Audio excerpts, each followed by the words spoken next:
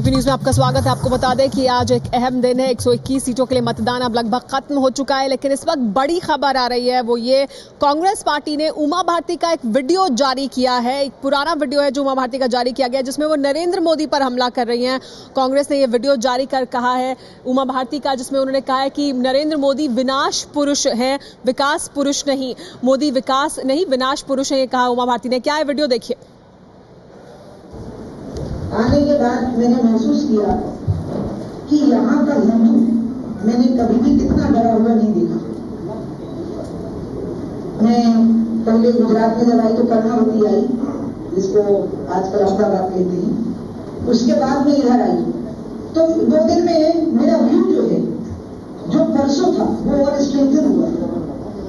गुजरात एक fear stricken state हो गया, भय से भरा हुआ। ये नरेंद्र मोदी की देन है। हिंदू समाज की रक्षा की जो व्यक्ति बात करता है, आज कितने हिंदू हैं जो वास्तव में कहीं से भी किसी मामले में इन्वॉल्व नहीं थे, लेकिन उनके ऊपर केस चल रहे हैं, उनकी कोई आज तक कोई पूछ परख नहीं हुई। मैं भारतीय जनता पार्टी के अरुण जेटली जैसे वकील से पूछूंगी कि क्या तुम कभी इन निर्दोष लोगों के लिए खड़े होने के लिए तैयार हुए सुप्रीम कोर्ट में? जो लोग दोषी हैं उनको तो फांसी होनी चाहिए, लेकिन जो बेकसूर लोग फंसे हैं इन मामलों में, क्या उनके बारे में कभी नरेंद्र मोदी ने फिक्र की? कभी अपने मित्र अरुण जेटली से उनके बारे में कभी बात की? तो भाई हिंदुत्व के दावे का मतलब क्या निकला? जब साधुओं की हत्याएं हो रही हों, जब औरतों के गले कट रहे हों और बलात्कारियों का पता नहीं लग रहा हो, तो हिंदुत्व का एजेंडा और विकास का एजेंडा, ये 2 बातें हैं जो प्रोटेक्शन पूरे देश में नरेंद्र मोदी जी ने अपना करने की कोशिश की है। मैं अपने मोटा भाई को, मैं उनको मोटा भाई कहती रही हूँ, मैं उनको 73 से जानती हूँ, मुझे उनके बारे में अच्छी तरह से मालूम है। मैं ऐसा मानती हूँ कि नरेंद्र मोदी जी विकास पुरुष नहीं है, विनाश पुरुष है। और उन्होंने गुजरात का विनाश किया है। और वो जो जीडीपी का दावा कर रहे हैं वो फर्जी है। वो जो बीपीएल का दावा कर रहे हैं कि बिलो पॉवर्टी लाइन लोगों की संख्या यहाँ घटी है, मैं नरेंद्र मोदी को कहूंगी कि मेरे साथ वो एक गांव में चले जहां बीपीएल की लिस्ट बनी है, और मैं उनको बताऊंगी कि वो लिस्ट कितनी फर्जी है। बिलो पॉवर्टी लाइन से ऊपर लोग उठ गए हैं और बीपीएल की जगह एपीएल लोग हो गए हैं। ये पूरा का पूरा मामला फर्जी है और ये दिखाने के लिए किया गया है कि गुजरात ने बहुत विकास किया है। मुझे जानकारी हुई है कि गुजरात इन 5 सालों में दुगना कर्जदार हुआ है। गुजरात के ऊपर जितना पहले ड्राफ्ट ओवरड्राफ्ट था वो ठीक दुगना हो गया है। तो विकास कहाँ हुआ? विनाश हुआ। स्त्री भी असुरक्षित हुई और हिंदू और मुसलमान दोनों भयभीत रहे, तो लॉ ऑर्डर कहाँ हुआ? इसलिए ना हिंदुत्व, ना रोटी, ना राम, ना रोटी, गुजरात को दोनों ही नहीं मिली। तो विनाश पुरुष से मुक्ति दिलाई जाए। भाजपा की थी 89 तक कि लोग हमको चिमटे से भी छूना नहीं चाहते थे। चिंतित साधु को डरा नहीं सकते आप, लेकिन साधु भी समाज के लिए अपना कंसर्न तो रखता है। यह बड़ी और मैं आपको बताऊंगा, ऐसा शोक और ऐसा भय, मतलब गिल्ट फॉर फियर, मैंने खुद गुजरात में नहीं देखा। मैं तो आश्चर्य भी हूँ कि ये नरेंद्र मोदी ने क्या कर दिया। इसने उनका नाम विकास पुरुष की जगह विनाश पुरुष इसलिए तो रखा है। मुझे लगता है कि मोदी को जो बहुत बड़ा बना दिया है, ये मीडिया ने गुब्बारे में हवा भर दी। आप लोग इसलिए हवा भी आपको ही निकालनी पड़ेगी, क्योंकि हवा आपने भरी है। तो ये वीडियो जारी किया गया है कांग्रेस पार्टी की तरफ से, और इस वीडियो को जारी किया अभिषेक मनु सिंघवी ने। वीडियो जारी करते वक्त उन्होंने क्या कहा वो भी सुनिए। आजकल वरिष्ठ नेता जो है बीजेपी के, जो शुरुआत से बीजेपी के नेता रहे, कुछ समय के लिए बाहर जरूर गए थे, उमा भारती जी ने आपके सामने कैमरे में कहा 3 चीजें कही हैं। एक, कि मोदी जी नाम लेकर विकास पुरुष नहीं विनाश पुरुष है। दूसरा, कि मैं यानी उमा भारती खुद गुजरात गई हूं, दौरा किया है, पूरा गुजरात भयभीत है, वहां विकास नहीं है, भय है। तीसरा, कि जो कुछ गुजरात में है वो गुब्बारा है, हाइप है। तो ये कहा अभिषेक मनु सिंघवी ने। ये वीडियो उमा भारती का है जो कांग्रेस पार्टी की तरफ से जारी किया गया, जिसमें वो नरेंद्र मोदी को विनाश पुरुष कह रहे हैं। हमारे साथ मेहमान भी जुड़ गए। हमारे साथ कांग्रेस पार्टी से मीम अफजल साहब जुड़ गए, आइए उनसे जानते हैं। मीम अफजल साहब, ये वीडियो क्यों जारी किया गया? क्योंकि ये काफी पुराना वीडियो है उमा भारती का। इस समय इस वीडियो को जारी करने के पीछे क्या मकसद है? बंद करो। इसका मकसद यह है कि भारतीय जनता पार्टी के नेता नरेंद्र मोदी का चेहरा खुद उनके लीडरों की नज़र में क्या है वो दिखाया जाए आवाम को, और ये बताया जाए कि जिसको विकास पुरुष ये कहते हैं, जिसका ढोल सुबह से शाम तक आजकल टीवी चैनलों पर बजता रहता है, जिसके कई हजार होर्डिंग जो हैं सारे देश में लगी हुई हैं, जिससे गुजरात मॉडल का जो ढंढोरा पीटा जाता है, उसकी असल हम लोग तो बोलते हैं तो कहते हैं हम तो अपोजिशन के हैं, हम तो बोलेंगे ही। इनकी अपने नेता इनके बारे में क्या बोलते थे जरा वो देख लें आप। अफजल साहब, अब ये ऐसा तो है नहीं लेकिन कि उस वक्त उमा भारती जब ये बोल रही थी तब भी वो बाहर थी, तब वो बाहर थी, वो विरोधी थी, तो फिर उनकी बात का भी जी मुझे मालूम है, जी मुझे मालूम है, जी मुझको मालूम है जी। उमा भारती बाहर थी और उस वक्त उन्होंने ऐसा बोला था। हाँ। तो अब क्या वो उनको कोई सर्टिफिकेट देंगी? क्या उन्होंने जो कहा था वो एकदम उलट गया? हम तो उनके लीडरों के मुंह से ये आवाम को सुनवाना चाहते हैं इस वीडियो को रिलीज करके कि जो नेता इनके यहाँ हैं, और बहरहाल ये बैकवर्ड क्लास की भी बड़ी बात करते हैं। हाँ। मोदी जी तो आजकल सभी के लीडर बने हुए हैं, बैकवर्ड के भी बने हैं, चाय वालों के भी बने हुए हैं, आवाम के भी बने हुए हैं, नौजवानों के भी बने हुए हैं, गुजरात का मॉडल भी है। कांग्रेस पार्टी के लिए उमा भारती क्या कहती है नरेंद्र मोदी को लेकर? वो अहमियत रखता है, बिल्कुल अहमियत रखता है। वो सर्टिफिकेट दें अगर वो अब कहें कि अच्छे हैं। हमारे लिए अहमियत नहीं रखता, हमारे लिए कोई अहमियत नहीं रखता, हमारे लिए नहीं, आवाम के लिए अहमियत रखता है ये। ठीक है, हमारे साथ राजीव रंजन प्रसाद जी भी मौजूद हैं जेडीयू से। राजीव रंजन जी, ये वीडियो जारी किया कांग्रेस पार्टी ने, ये वीडियो हालांकि तब का है तब जबकि उमा भारती बीजेपी पे नहीं थी, लेकिन वो नरेंद्र मोदी को विकास पुरुष नहीं विनाश पुरुष है ये कह रही हैं।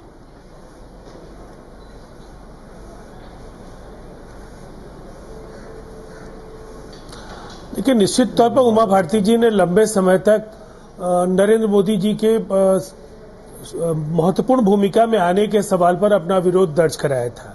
पार्टी में लौटने के बाद उनके कई बयान ऐसे हैं जिसमें उन्होंने असहमति जताई थी कि नरेंद्र मोदी को शीर्ष पर वहां बिठाया जाए। ये वीडियो कहीं न कहीं उनकी जो असहमति और बिहार गुजरात के विकास के मॉडल को जो नजदीक से उन्होंने देखा और जिस तरह से वहां समाज के कई तबकों में भय और आतंक का साम्राज्य उन्होंने देखा, और उसके बाद जो बातें उन्होंने कही हैं, चूंकि वो भारतीय जनता पार्टी के एक महत्वपूर्ण नेता हैं, इसलिए ये निश्चित तौर पर एक बड़ा सवाल है। और नरेंद्र मोदी की कार्यशैली को लेकर के इसके पहले भी कई नेताओं ने अपनी आपत्ति दर्ज कराई है। ठीक है। तत्कालीन प्रधानमंत्री अटल बिहारी वाजपेयी जी ने उनको राजधर्म के निर्वहन की सलाह दी थी। और पिछले दिनों आप कल या परसों देखेंगी, राजनाथ सिंह के मिलने के बाद जो बयान इस्लामिक धर्म गुरुओं के जो बयान है, वो बयान भी कहीं न कहीं वो रस्साकसी की ओर इंगित करते हैं, जो कहीं न कहीं भारतीय जनता पार्टी के अंदर है।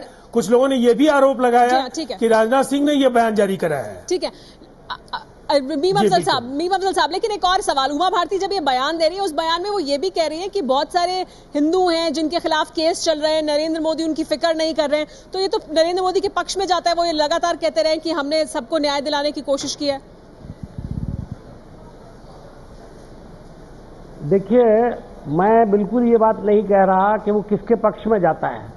मैं इस वीडियो के जरिए से एक ही बात समझने की कोशिश कर रहा हूं कि उमा भारती उन लीडरों में से हैं जिन्होंने बाबरी मस्जिद को गिराने में सबसे अहम रोल अदा किया था।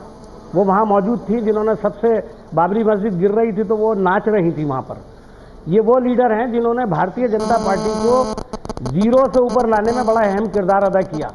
वो अपने वीडियो में, और ऐसा नहीं है पहले वो बीजेपी में थी, बाद में नहीं थी, उसके बाद बीजेपी में दोबारा से आई हैं, तो इसका मतलब यह है कि वो जब भारतीय जनता पार्टी में थी तो मोदी के बारे में उनकी अपनी एक राय थी, और जिसको जब वो बाहर चली गई तो उन्होंने उसको खुल करके कहा। ठीक है। तो भारतीय जनता पार्टी के लीडरों के अंदर आपस में कितनी चपखलश है ये आवाम को देखना चाहिए। ये जो नारा दे रहे हैं, भय की बात है। आप एक बात तो प्रूफ कर दें, कल मोदी जी ने कहा है कि मुझसे डरने की जरूरत नहीं है, मैं तो बहुत प्यार से लोगों से मिलना चाहता हूं, वो देखेंगे तो मैं उनको प्यार करूंगा। जो कुछ है वो उनके खुद अपने लोगों के कहने के मुताबिक उनसे हिंदू मुसलमान सबके सब डरते हैं। प्रतिक्रिया भी सामने आ रही है, बीजेपी की प्रतिक्रिया भी आ रही है, आइए सुन लेते हैं बीजेपी की प्रतिक्रिया। तो अगर वो निकलने लगेगा तो फिर कांग्रेस जो है वो कहीं मुंह दिखाने लायक नहीं रहेगी। इसलिए जो है वो जो उनके कुशासन के किले में करप्शन और कॉन्स्पिरेसी के कंकाल दबे हुए हैं, अगर वो हम निकालने लगेंगे तो वो दिक्कत में आएंगे। इसलिए हम ना चुनाव को मुद्दे से भटकाना चाहते हैं, ना हम चुनाव कांग्रेस को जवाबदेही से भागने देंगे। इसलिए कांग्रेस की कोशिश ये हो रही है कि सारे इश्यूज पे चर्चा की जाए, लेकिन उनकी जवाबदेही और उन्होंने जो 10 सालों के कुशासन में क्या किया उस पर चर्चा न हो। सर, चिदम्बरम जी ने आज नरेंद्र मोदी पर सीधे हमला किया। मीम अफजल साहब, आपने सुनी प्रतिक्रिया बीजेपी की तरफ से मुख्तार अब्बास नकवी की कि आप चर्चा को भटकाना चाहते हैं, ये उनका आरोप आप पर। मुख्तार अब्बास, देखिए, मुख्तार अब्बास नकवी ने उमा भारती ने जो कुछ कहा है उस पर एक जुमला भी नहीं कहा, एक लफ्ज भी नहीं कहा। ये अपने आप में इस बात का संकेत है कि वो इसको डिफेंड नहीं कर सकते, उनके बस की बात नहीं है। बहुत पुराना जुमला, घिसा हुआ, पटा हुआ, जिस पे पुराना रिकॉर्ड होता है उसको चलाते रहते हैं। नकवी साहब के पास एक बहुत फेवरेट लफ्ज है जिसको कहते हैं कुशासन, कांग्रेस का कुशासन वही बोलते रहते हैं। उसके अलावा उनके पास कोई दूसरी चीज नहीं है। मेरे ख्याल में उनको डिक्शनरी देख करके कुछ नए लफ्जों को तलाश करना चाहिए। वो कोई और नई प्रतिक्रिया नहीं दे रहे हैं, लेकिन जो राग वो अलाप रहे हैं वो पिछले 10 महीने से। ठीक है, लेकिन बीजेपी का आरोप है कि चर्चा को भटकाने की कोशिश है। एबीपी न्यूज पर भी चर्चा आगे जारी है। रुक रहे हैं कुछ देर के लिए।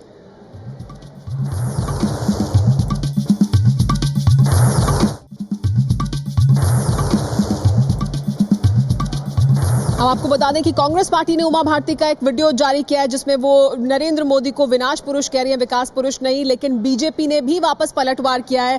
क्या कह रही है बीजेपी की तरफ से, क्या प्रतिक्रिया, ये देखिए। लगता है कि कांग्रेस के पास कोई मुद्दा नहीं रह गया। क्या वो चुनाव नहीं लड़ रहे हैं? अब 2005 की बात कह रहे हैं। देश जानता है, दुनिया जानती है कि उमा जी ने पार्टी छोड़ी थी। जब पार्टी छोड़ी थी तो मतभेद रहे होंगे उस समय, कुछ तो कहा ही होगा। अगर सब कुछ ठीक होता तो पार्टी क्यों छोड़ती हैं? और अब विचार बदले हैं और सहमति बनी है, तो अब मुद्दा भी खत्म हो गया। इस तरह से तो कांग्रेस के कैंप में जाए तो सैकड़ों मुर्दे उखाड़ा जा सकता है, गड़े मुर्दे। लाइक शंकर सिंह बघेला उस समय कांग्रेस के सबसे बड़े दुश्मन थे, और शंकर सिंह बघेला ने कांग्रेस के बारे में क्या नहीं कहा। उसकी सीढ़ी या उसके बारे में अगर हम कहें तो ये जो उमा जी ने कहा वो तो बहुत कम है। तो कांग्रेस के पास में कोई मुद्दा रह नहीं गया है और विचार लोगों के बदलते हैं। 8 साल 10 साल पहले मैं भी भाजपा का विरोध करता था, लेकिन तो कोई मुद्दा नहीं रह गया मीम अफजल साहब। इसलिए 2005 की बात कर रहे हैं आप 2014 में, और बहुत सारे गड़े मुर्दे उखड़ सकते हैं। भारतीय जनता पार्टी की तरफ से मेरे ख्याल में उदित राज के अलावा कोई और आदमी नहीं मिला जिसने अभी महीना भर पहले पार्टी खुद बदली है, जो सुबह से शाम तक भारतीय जनता पार्टी को गाली देने का काम करते थे। प्रतिक्रिया आज खड़े होकर के वकालत कर रहे हैं। मेरे ख्याल में उनको पहले तो नहीं, मैं कह रहा हूँ आपने दिखाया। मैंने तो उदित राज को भी देखा और मुख्तार अब्बास को भी देखा जी। अभी ये जो आपने दिखाया तो ये तो खुद ही उमा भारती की लाइन पर चलने वाले लोगों में से थे। उस टाइम ये भी बड़ा बुरा भला कहते थे। जहां तक एक बात और मैं पूछना चाहता हूं कि जब इमरान मसूद की सीडी 6 महीने पहले वाली दिखा के उनको जेल भेजा जा सकता है, तो उमा भारती की 6 महीने पहले की या 2095 की कैसेट क्यों नहीं दिखाई जा सकती? क्यों नहीं बताया जा सकता? ठीक है, अशोक वानखेड़े एक सवाल लेना चाहते हैं आपसे। इनके अपने बड़े बड़े नेताओं की क्या मीम भाई आइडियोलॉजी है? मीम अफजल जी, देखिए अब ये मुझे लगता है चुनाव फिर मुद्दों से भटक जाएगा। ये होगा कि फिर अब शरद पवार की सीढ़ी आएगी। जब उन्होंने अलग पार्टी बनाई थी किसी मुद्दे को लेके सोनिया जी के बारे में बोल के, फिर आएगी अर्जुन सिंह की सीढ़ी, नारायण दत्त की सीढ़ी, नारायण दत्त तिवारी की, जब उन्होंने अलग पार्टी बनाई थी। जो अभी राष्ट्रपति है उन्होंने भी एक पार्टी बनाई थी अपनी। सिंधिया ने एक मध्य प्रदेश विकास पार्टी बनाई थी। ऐसी कई पार्टियां कांग्रेस से बनी है, फिर कांग्रेस में विलय हुई है। मुझे लगता है कि ये कोई नया कोई चीज नहीं है। चलिए ठीक है, गड़े मुर्दों की बात कर रहे हैं मीम अफजल साहब। शंकर वानखेड़े जी ने एक बात ये कही कि हम मुद्दों से भटकाना चाह रहे हैं। आप अच्छी तरह से जानते हैं और टीवी बहस में आजकल रोजाना ये बात होती है कि भारतीय जनता पार्टी मुसलसल मुद्दों से भटकाने का काम कर रही है। इन लोगों ने की ट्रेन विकास से शुरू हुई और मुजफ्फरनगर आकर के विनाश पे खत्म हो गई, और इन्होंने पूरे इलेक्शन को पोलराइज करने का काम किया। इमाम बुखारी साहब मिलने के लिए मैडम से मिलने के लिए आए, सोनिया जी से, तो सारे हिंदुस्तान में हंगामा हो गया। 3 दिन तक टीवी चैनल पर चिल्लाते रहे, लेकिन राजनाथ खुद जाकर के मिल लिए तो कोई पूछने वाला नहीं है। बात कर लेते हैं सीपी राय जी। आपका क्या कहना है? ये जो वीडियो है 2005 का है, लेकिन अब जारी किया गया, आप मानते हैं ये प्रासंगिक है? ये जो वीडियो है उमा भारती का नरेंद्र मोदी के बारे में? जी, ये पता नहीं किन मुद्दों पर बहस हो रही है। देश का इतना बड़ा चुनाव हो रहा है, देश के भविष्य का सवाल है और ये किन मुद्दों पर चर्चा चल रही है मैं समझ नहीं पा रहा हूं। ये वीडियो तो यूट्यूब पर पड़ा हुआ है और ये लगातार पड़ा हुआ है और निश्चित तौर पर यह सवाल तो उठता है कि इनकी पार्टी के राष्ट्रीय पदाधिकारी हैं, मुख्यमंत्री रही है, उन्होंने तब सही कहा था या अब सही कहा, वो अपनी जगह सवाल है, लेकिन दूसरी तरफ इनके सवाल उठ रहे हैं। मैं ये कह रहा हूं कि जब पूरा देश, आप जैसा एक रेपुटेटेड चैनल है जिसको पूरे हिंदुस्तान नहीं दुनिया में लोग देखते हैं, उस पर ऐसे वक्त में जब इस देश के लोकतंत्र का एक महापर्व चल रहा है, वोट पड़ रहे हैं, लोगों से वोट पर चर्चा चल रही है, मुद्दों पर और देश के मुद्दों पर चर्चा चल रही है, ये क्या चीजें शुरू कर दिया दोनों राष्ट्रीय। सीपी राय जी, क्योंकि जो सबसे बड़ी राष्ट्रीय पार्टी है कांग्रेस पार्टी, उन्होंने वीडियो जारी किया है, इस वजह से इस पर चर्चा हो रही है, क्योंकि इसी वजह से तो ये चर्चा हो रही है कि आखिर क्यों ये वीडियो जारी किया गया है, क्या इसके पीछे राजनीति है, क्या इससे राजनीतिक लाभ उठाने की कोशिश हो रही है और क्या वाकई जो उमा भारती कह रही हैं उससे कुछ और मुद्दा निकलकर सामने आएगा।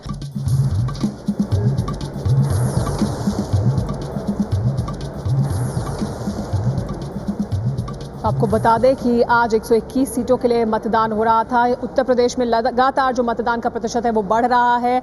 उत्तर प्रदेश में शाम 5 बजे तक 59% वोटिंग हो चुकी है, ये जानकारी मिल रही है। यूपी में शाम 5 बजे तक 59% वोटिंग।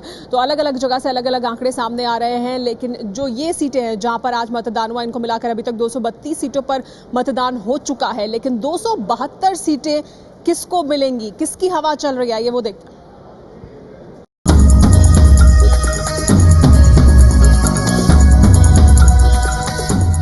देश की 232 सीटों पर उम्मीदवारों की किस्मत का फैसला वोटरों ने कर दिया है।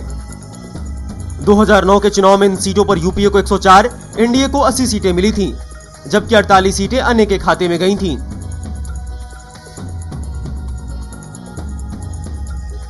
यूपी की 80 में से 21 सीटों पर वोटिंग हो चुकी है। 2009 में जब अजीत सिंह की पार्टी एनडीए में थी, तब इन 21 सीटों में से यूपीए को 3, एनडीए को 7 सीटें मिली थीं, 6 सीटें मायावती को और 5 समाजवादी पार्टी के खाते में गई थीं। जानकार बताते हैं कि इस बार अधिकतर इलाकों में वोटों का ध्रुवीकरण हुआ है, जिसका फायदा बीजेपी को दिख रहा है, तो दूसरी तरफ कुछ सीटों पर मुकाबले में बीएसपी भी है और कुछ सीटों पर समाजवादी पार्टी भी। बिहार की 40 में से 13 सीटों पर वोटिंग हो चुकी है। पिछली बार नीतीश ने बीजेपी के साथ मिलकर चुनाव लड़ा था और अब वो अलग हो चुके हैं। कांग्रेस और आरजेडी पिछली बार अलग अलग लड़े, लेकिन इस बार साथ हैं और पासवान जो लालू के साथ थे, इस बार एनडीए के रथ पर सवार हैं। 2009 में इन 13 सीटों में से तब के एनडीए को 11, कांग्रेस को 1 और लालू की पार्टी आरजेडी को 1 सीट मिली थी। अकेले नीतीश की पार्टी जेडीयू को 8 सीटों पर जीत मिली थी। 2 चरणों में जिन 13 लोकसभा क्षेत्रों में चुनाव हुआ है, उनमें से ज्यादातर सीटों पर सीधे तौर पर अगर देखा जाए तो आरजेडी और बीजेपी आमने सामने है। हालांकि कई सीटों पर जेडीयू या तो नुकसान पहुंचा रही है या फिर जेडीयू तीसरे नंबर पर दिख रही है। लड़ाई में एक बात तो साफ है कि बीजेपी और जेडीयू के अलगाव का असर दिख रहा है।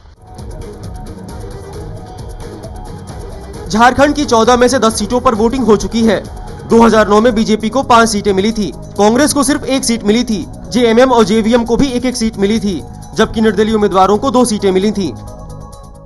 लोहरदगा, पलामू और चतरा में जो मतदान की प्रक्रिया हुई, उन 3 सीटों पर बीजेपी की हालत काफी अच्छी है। जहां तक इस चरण का सवाल है, उसमें खूंटी और गिरिडीह, यह 2 कंस्टिट्यूएंसी ऐसी हैं जहां पर बीजेपी अपने को काफी मजबूत स्थिति में पा रही है। जमशेदपुर की जो सीट है या फिर हजारीबाग की सीट है, वहां पर बीजेपी कड़े मुकाबले में है।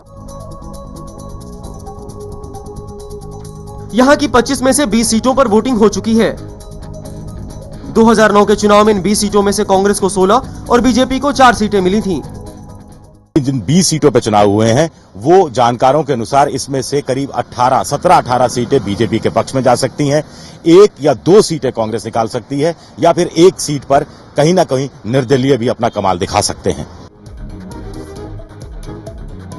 महाराष्ट्र में एक तरफ कांग्रेस एनसीपी गठबंधन है, तो दूसरी तरफ बीजेपी शिवसेना गठबंधन, आठवाले की आरपीआई और राजू सेठी के स्वाभिमानी शेतकरी संगठन के साथ मिलकर चुनाव लड़ रहा है। रही बात राज ठाकरे की, तो मोदी का साथ तो दे रहे हैं, लेकिन शिवसेना के खिलाफ है। 48 में से अब तक 29 सीटों पर वोटिंग हो चुकी है। 2009 में 29 सीटों में से यूपीए के पास 15 सीटें थीं, तो एनडीए के पास 12 सीटें, 2 सीटें अन्य के खाते में गई थीं। 272 सीटें कौन जीतेगा? 232 सीटों के लिए जो फैसला है वो ईवीएम मशीन में बंद हो चुका है। आज जो मतदान हुआ 121 सीटों पर, उसके बाद हमारे साथ मेहमान भी लगा था बने हुए। हमारे साथ बीजेपी से सिद्धार्थनाथ सिंह जुड़ गए हैं। सिद्धार्थनाथ जी, 232 सीटों पर क्या होना है वो ईवीएम में अब लगभग बंद हो चुका है, लेकिन 272 कौन जीतेगा? क्या बीजेपी उस जादुई आंकड़े तक पहुंच पाएगी? हालांकि राजनाथ जी तो आज दावा कर रहे हैं कि 300 तक पहुंचेंगे।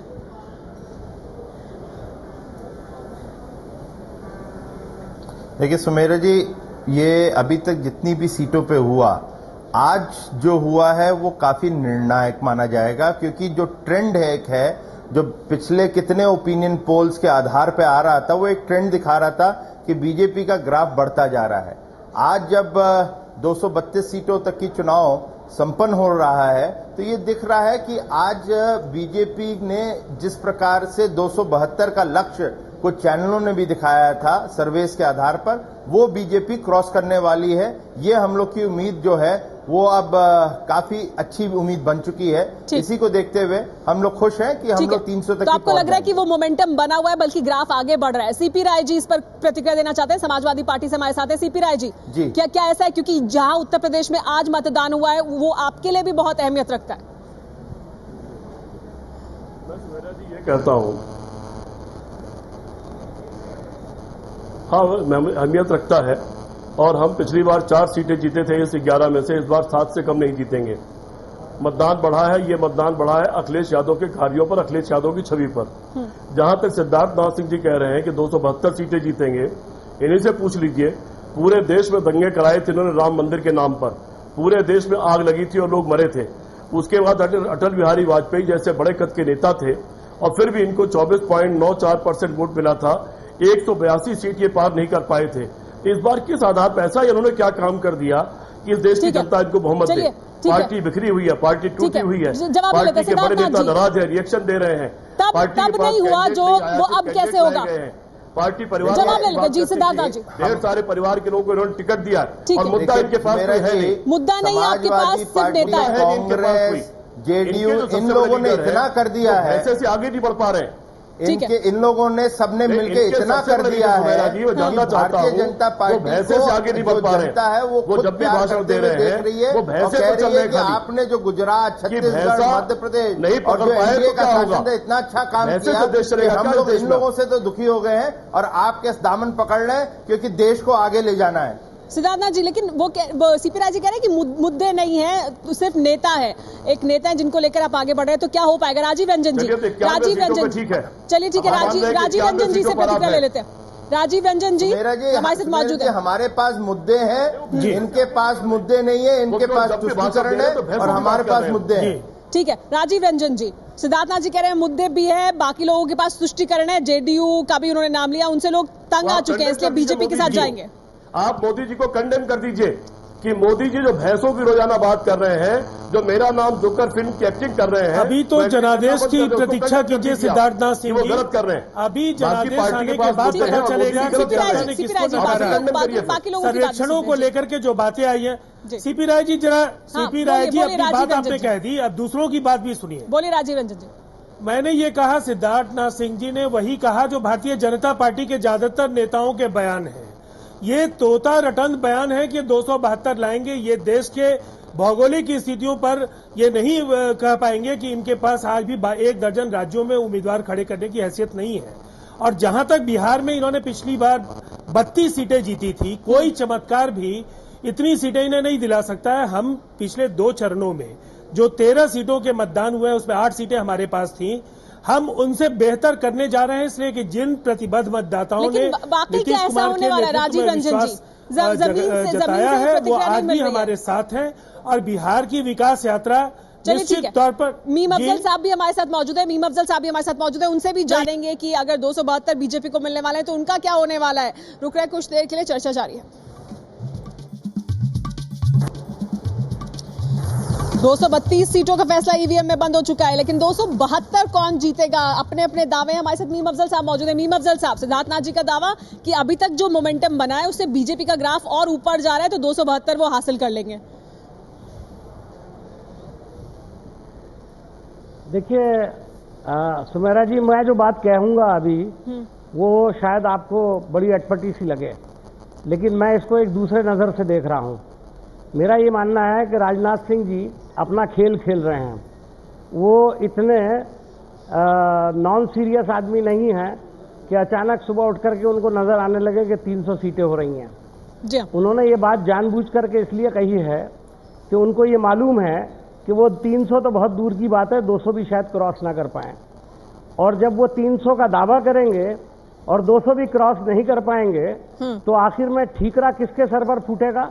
भारतीय जनता पार्टी और राजनाथ जी के सर पर नहीं फूटेगा, मोदी जी के सर पर फूटेगा। ठीक है। और उसके बाद राजनाथ सिंह जी का अपना असली खेल शुरू होगा प्रधानमंत्री बनने के लिए जोड़ तोड़ का। ठीक है, ठीक है। तो ये मैं कहना चाहता हूँ कि ये बात जरा अटपटी लगेगी, लेकिन मैं इसे इस एंगल से देख रहा हूँ। रेणु जी ये इस एंगल से मीम अफजल साहब देख रहे हैं, लेकिन इसमें कांग्रेस पार्टी के बारे में वो बात नहीं कर रहे। बीजेपी की क्या रणनीति है, बीजेपी के भीतर क्या चल रहा है, ये बता रहे हैं। 272 किसे मिलेंगे आपको? क्योंकि देखिए ये चुनाव जो है सारा मोदी सेंट्रिक हो गया है, इसीलिए बात हो रही है कि मोदी जी की 200 सीट आएंगी या 300 सीट आएंगी। कांग्रेस अपने आप को इस इलेक्शन में बहुत ही बैकफुट पे महसूस कर रही है। वो अपने आप को 100 सीट क्रॉस कर ले, यही बहुत बड़ी बात होगी। जो आज हालात हैं, जिस तरह से उनकी पिटाई हो रही है कि आप करप्शन का इशू। मीम अफजल साहब, क्या ये हालत है? आप अपनी जो पिटाई है कांग्रेस पार्टी की, उसी से परेशान है? देखिए अभी ये पिटाई कितनी हुई है ये तो आप देख रहे हैं कि मीडिया में डफली बज रही है। हर तरफ मोदी जी का राग अवलापा जा रहा है। 10-15 हजार करोड़ रुपया खर्च किया गया है। पब्लिसिटी जो है जी, ये कह रहे हैं कि मोदी की लहर है। मैंने कहा कि मोदी की लहर नहीं है, पब्लिसिटी का कहर है। ठीक है, जो आवाम के ऊपर डालने की कोशिश की जा रहा है और उसी को रिजल्ट बना के पेश किया जा रहा है। ठीक है, जब चुनाव हो रहा है। सीपी राय जी इस पर कुछ कहना चाहते हैं? तब आप देखेंगे सीपी राय जी इस पर कुछ कहना चाहते हैं, उनकी प्रतिक्रिया लेते हैं। वो लहर में बदलता है कि नहीं बदलता है? सीपी राय जी। नहीं, मैं दो बातें कहना चाहता हूं। नीम भाई 2 बातें कहना चाहता हूं। मैंने एक सवाल पूछा था कि अटल जी का नेतृत्व था, उसके पहले दंगे होकर पूरे देश को बांट दिया गया था, फिर भी 24.94% वोट मिला और मैक्सिमम 182 सीट मिली। अब ऐसा क्या काम कर दिया है कि उससे ऊपर की सीटों की उम्मीद करते हैं? सवाल नंबर 1। सवाल नंबर 2, इस देश में अशिक्षा है, गरीबी है, भूख है, देश की सीमाएं सुरक्षित नहीं है, पड़ोसी हमसे नाराज होते जा रहे हैं, लोगों को स्वास्थ्य की समस्या है, इस देश में औद्योगिकरण का, उस पर चर्चा क्यों नहीं कर रही इनकी पार्टी?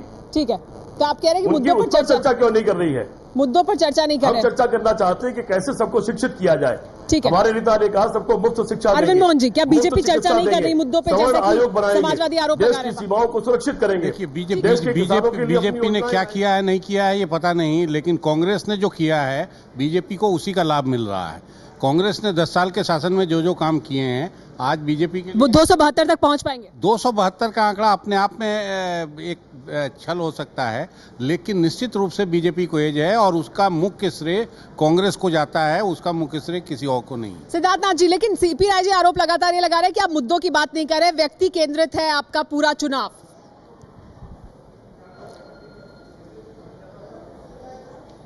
मुद्दों की बात करें तो ये बताएं, लखनऊ ये उत्तर प्रदेश में इनके पास क्या मुद्दे हैं? खाली मुजफ्फरनगर में जो इन्होंने हरकत की वो मुद्दा बनता है। सुन लेते हैं सीपी राय जी जवाब सुन लेते हैं। लैपटॉप बांटे वो मुद्दा बनता है। फायदा तो आपको हो गया ना, फिर आपको तो खुश होना चाहिए। इनसे पूछा जाए, आपने उत्तर प्रदेश में आप सीमित हैं, आपने उत्तर प्रदेश के अंदर कितनी रोडें बनाई, उसका कोई जवाब नहीं। इनसे पूछे तो बोलेंगे हमने लड़कियों को साइकिल दी, किनको दी? एक विशेष वर्ग को दी। तो इन लोगों के पास मुद्दा है नहीं। मुद्दे जो है, हम बात करते हैं कि हमारा एनडीए का शासन था, हमने ये किया, हमारा छत्तीसगढ़ का विकास का मॉडल ये है। ठीक है, राजीव रंजन जी की प्रतिक्रिया भी ले लेते हैं। डेवलपमेंट का इंफ्रास्ट्रक्चर का गुजरात में वो है। सीपी राय जी सुन भी लीजिए। सीपी राय जी सुन लीजिए। देखिए, मेरा एक बात बहुत ही स्पष्ट है। राजीव रंजन जी की प्रतिक्रिया लेते हैं। सिद्धार्थनाथ जी, मेरा आग्रह सुनिए, मुझे अपनी बात कह रहे थे। जी देखिए, विकास और भ्रष्टाचार के सवाल पर भारतीय जनता पार्टी का संकल्प नहीं दिख रहा है और इसीलिए धारा 370, यूनिफॉर्म सिविल कोड और राम जन्मभूमि का सवाल उन्होंने फिर से केंद्रीय एजेंडे में शामिल किया है। मैं एक बात जरूर कहना चाहूंगा, ध्रुवीकरण पर 1991 का चुनाव उन्होंने लड़ा था। बिहार की 40 सीट पर भारतीय जनता पार्टी की पराजय हुई थी। देश भ्रष्टाचार और विकास पर रामलू और येदियुरप्पा और गुजरात का विकास का मॉडल, लेकिन क्या वाकई ऐसा है क्या? आप बार बार इस चर्चा को वहां ले जाना चाहते हैं? सिद्धार्थनाथ इस पर प्रतिक्रिया देना चाहते हैं। सिद्धार्थनाथ, संक्षेप में, क्योंकि समय खत्म हो रहा है जी। इनसे जरा पूछिए, क्या 2009 के मैनिफेस्टो में ये नहीं लिखा था? क्या 2004 के मैनिफेस्टो में नहीं लिखा था? ये जब जेडीयू हमारे साथ था तो उस समय क्या हो रहा था? आज इनको ये दिखाई दे रहा है? अरे गवर्नेंस की बात करिए। जब आपके साथ हम लोग ने बिहार में गवर्नेंस चलाई, उसका नतीजा आपने देखा। आज वहां से आप हट गए हैं तो आपको हम हट गए हैं तो आपको दिख रहा है वहां पे क्या गवर्नेंस हो रहा है। इसलिए आपने क्या करा, एक जो पुराना राग है कि हम अपीजमेंट करेंगे, तुष्टि करेंगे, उसको आपने और नीतीश कुमार जी ने हमारे पास इस चर्चा के लिए इतना ही समय है। आप सभी मेहमानों का बहुत बहुत शुक्रिया हमारे साथ जुड़ने के लिए। लेकिन 272 कौन जीतेगा? 232 सीटों का फैसला तो ईवीएम में बंद हो चुका है। बाकी सीटों के लिए भी आगे मतदान है। मत जरूर डालें, अपना जो मताधिकार है उसका जरूर इस्तेमाल करें। 272 का आंकड़ा, लेकिन कौन छुड़ेगा? राजनाथ सिंह दावा कर रहे हैं कि 300 सीटें उन्हें मिलने वाली हैं।